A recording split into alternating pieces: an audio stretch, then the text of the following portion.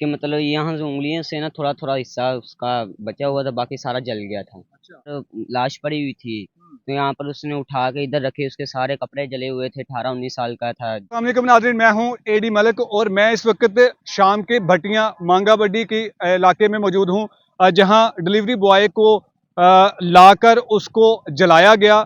उसकी मुर्दा हालत में उसकी लाश को आग लगाकर आमना और उसके शोहर ने इस इलाके में इस जगह पर जहां पर उसको जलाया गया, मैं उस मुकाम पर मौजूद हूं। आपको दिखाऊंगा कि वो जगह जहां पर उस नौजवान की लाश पड़ी हुई थी और उसकी लाश की हालत क्या थी। जिन लोगों ने अपनी आंखों से देखा वो ऐनी शाहिदीन भी मेरे साथ इस वक्त मौजूद है, उनसे भी बात कर रहे हैं। लेकिन सबसे पहले मैं आपको दिखाता हूं कि ये वो जगह है जहां पर आप ये देखें कि अभी भी जले हुए जो निशानात है ना, वो अभी भी पड़े हुए हैं।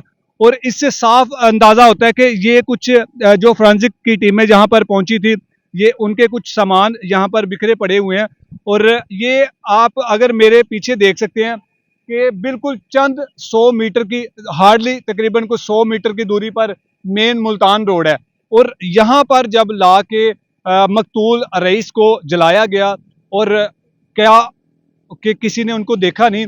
यहाँ करीब ही एक होटल भी है और ये साथ आबादी भी आप देख सकते हैं कि चंद फासले पर जो आबादी है, मेन जीटी रोड है, लेकिन किसी को कुछ नहीं दिखाई दिया।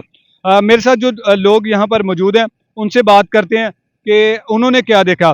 भाईजान, क्या नाम है आपका? फैसल। अच्छा फैसल, आपने क्या देखा यहाँ पर? किसी नौजवान को जलाया हुआ था। हम जब आ रहे थे तो पुलिस बहुत ज्यादा थी इधर, तो हमने वीडियो भी देखी, उसमें ना यहाँ पर लाश पड़ी हुई थी। तो यहाँ पर उसने उठा के इधर रखे, उसके सारे कपड़े जले हुए थे, 18-19 साल का था जो आदमी था ना, 18-19 साल का था। तो उसके यहाँ पर कपड़े भी जले हुए थे, हमने किसी से वीडियो देखी है, तो वो सामने खड़े, इधर पुलिस भी बहुत ज्यादा थी। अच्छा, जिस दिन ये लाश यहाँ पर मिली और पुलिस को जब इतला दी गई, पुलिस यहाँ पर पहुंची, आप लोगों को भी इतला मिली कि जी यहाँ पर किसी की लाश जली हुई पड़ी है। तो आप लोगों ने देखा था कि लाश की हालत क्या थी? मुकम्मल तौर पर जल चुकी थी कि कुछ उसका हिस्सा बाकी बचा हुआ था? कि मतलब यहाँ से उंगलियों से ना थोड़ा थोड़ा हिस्सा उसका बचा हुआ था, बाकी सारा जल गया था। अच्छा। हाँ जी। यानी कि आपने, वो जिस शख्स ने वीडियो बनाई उसने फिर आपको दिखाई, लेकिन आपने वहाँ पास खड़े होकर देखी, यानी कि ये सारी पुलिस सूरत है। आगे नहीं आने दे रही थी। अच्छा। हाँ जी। अच्छा, फिर आपको क्या लगा था कि कौन शख्स है, किस वक्त आया होगा यहाँ पर, उसने इस नौजवान को जला के राख कर दिया? कौन होगा वो? ये तो नहीं मुझे पता, पर ये है कि 3-4 बजे का रात को टाइम होगा। तो आया था उसने ऊपर से, बेड वाली वो जो चादर नहीं होती है ना, अच्छा। वो भी ऊपर ऐसे का मतलब दी, यानी कि किसी चीज में लपेट कर लाए थे। पेट के फिर इसको जिलाया था। अच्छा।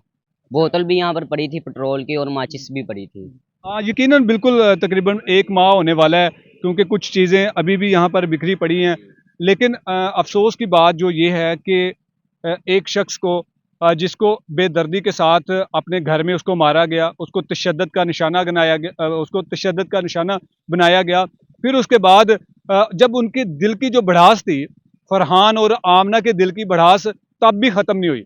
उन्होंने एक मरे हुए इंसान को लाहौर से लेकर इस इलाके में, तकरीबन यहाँ का फासला लाहौर से या उनके घर से कम से कम जो है वो 40 से 45 किलोमीटर का बनता है। और इस वीरान खाली प्लाट नुमा जगह पर ला के उसको जलाया गया, उसकी लाश की तजलील की गई। अभी भी आप देख सकते हैं कि यहाँ पर वो जली हुई मट्टी पड़ी हुई है। लेकिन इन लोगों का अब भी ये कहना है कि हमसे ये हादसा हुआ है।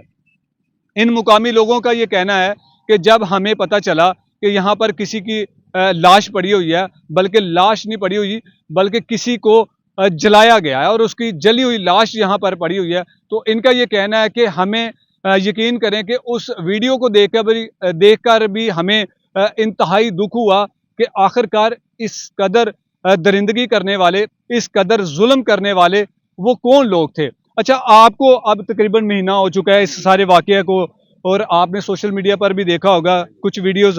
आपको क्या लगा कि यार ये इस तरह के मासूम जो लोग खुद को बनाकर पेश कर रहे हैं कि जी हम बड़े मासूम हैं, हमसे ये अनजाने में हो गया, तो क्या इन लोगों को ऐसे करना चाहिए था? ऐसे करना नहीं चाहिए था इन लोगों को। इसको पहले ही मार के ला दिया गया था इधर। मार दिया था बस ठीक है, उसको कहीं फेंक देते, पर इधर ला के जलाना नहीं था।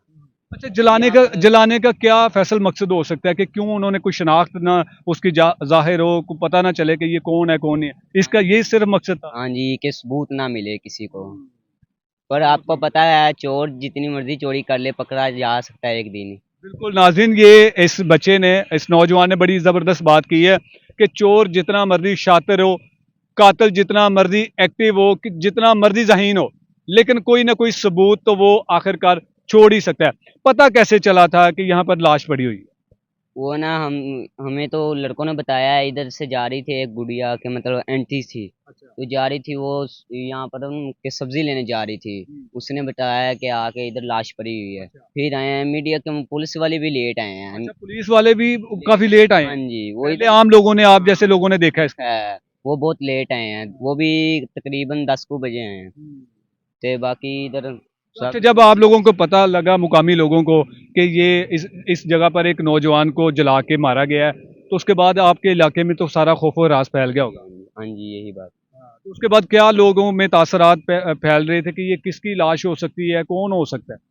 लोग तो यही कह रहे थे इधर का लड़का होगा या हम्म। कुछ होगा, और लोग ये कह रहे थे कोई लड़की का मसला होगा, लड़की का ही हो सकता है, लोग तो ये कह रहे थे। अब तो लड़की का साफ निकल आया ना मसला। यहाँ निकल आया है। तो क्या फैसल होना चाहिए कि आपने जिस तरह से उस नौजवान की लाश देखी, फिर उसके बाद मीडिया पर आपने उसकी सही वाली तस्वीरें भी देखी होंगी, अब जिन लोगों ने जलाया, जिन लोगों ने मारा है, उनको क्या सजा मिलनी चाहिए? उसको फांसी होनी चाहिए। मार दिया था बस ठीक है, जिलाना नहीं चाहिए था। बिल्कुल जलाना नहीं चाहिए। नहीं चाहिए थे। ये तो हिंदू काम करते हैं ऐसे के जिलाने वाले। ये तो फिर भी पाकिस्तानी है, ऐसे काम कर मुसलमान थे वो, बच्चा मान मुसलमान थे। था। हाँ जी। गलती इंसान से हो जाती है, लेकिन इस हद तक नहीं आ जाना चाहिए। हाँ जी, यही बात है। जी बिल्कुल नाज़रीन, आपने इन नौजवान की गुफ्तगू सुनी कि जिन्होंने अपनी आंखों से देखा इस रईस को किस तरह से जलाया गया था, उसकी लाश किस तरह से पड़ी हुई थी, सिर्फ चंद उंगलियों के कुछ जो आगे वाले हिस्से हैं वो बचे हुए थे इनके मुताबिक। लेकिन अगर मैं आपको तस्वीरें वो दिखा नहीं सकता अभी कि किस कदर उस नौजवान की हालत थी। यकीन करें कि मुझे रोना आता है जब मैं उसकी तस्वीरें देखता हूँ, और मुझे अफसोस भी होता है कि जिन लोगों ने ये किया, आखिरकार अब वो जो रोना रो रहे हैं, अब जो लोग उनसे हमदर्दी कर रहे हैं या वो हमदर्दी समेटना चाहते हैं, उनको आखिरकार कैफरे किरदार तक पहुंचाया जाएगा। लेकिन अफसोस की बात यह है कि ये चंद फासले की दूरी पर मेन जीटी रोड है, लेकिन ये साथ आप देख सकते हैं कि ये एक होटल है, ये एक आ रहा है जहां पर लकड़ियां वगैरह को कटाई की जाती है। और अगर मैं इससे पिछली तरफ आपको दिखाऊं तो ये आप देख सकेंगे कि ये एक पूरे का पूरा एक गांव है, और इस इलाके में जब रात के वक्त इस नौजवान को जलाया जा रहा था, लेकिन किसी ने देखा ही नहीं कि यहाँ पर क्यों आग लगाई जा रही है, किसी को कुछ पता क्यों नहीं चला। अफसोस की बात है, हम सिर्फ और सिर्फ एक ही रफ्तार में भागे चले जा रहे हैं कि हम अपनी मंजिल मकसूद पर पहुंच जाएं।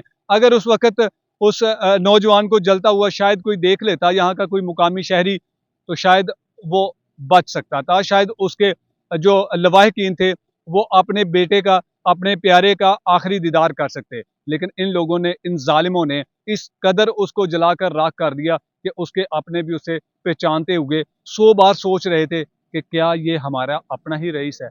लेकिन आखिरकार अपना खून जो होता है उसको पहचान ही जाता है।